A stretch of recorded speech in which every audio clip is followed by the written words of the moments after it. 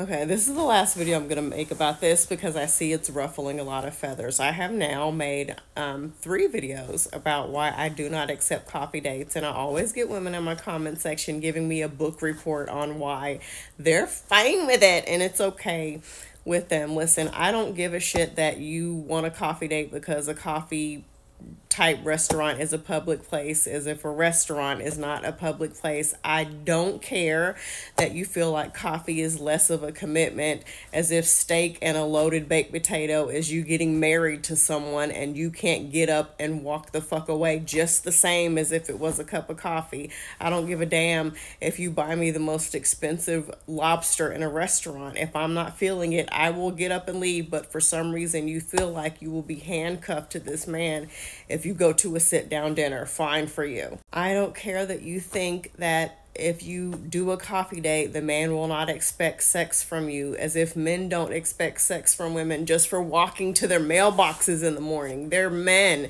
They think about it all the time. It doesn't matter if you have a 4-course meal or a quick shot of espresso. If they're a creeper who wants something more from you, they're going to want that regardless of the setting. It's also annoying when somebody will comment with another content creator who said, well, they're fine with coffee dates. Listen, my page is not free advertising for other content creators. If they want to be advertised on my page, they can pay me for that space, but I delete those comments every time. And what's really pissing me off and at the same time breaking my heart about this situation is, at the end of the day, my intentions are good, and I'm just trying to convince and help women realize that if you're going to spend any amount of time and attention and energy on a man, you need to make him work for that shit. Hey, if you want to meet up in a parking lot and have your date in front of Walmart, which I've actually heard a woman do, then hey, you go for that. But it costs money for me to step foot outside my house. And I don't care if you buy me the top-notch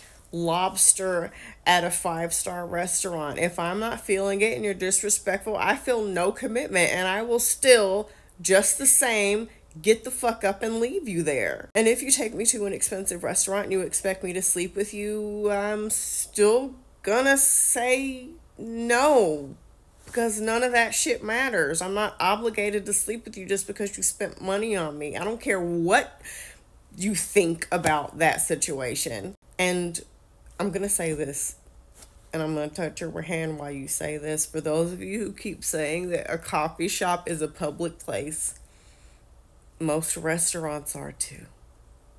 Okay?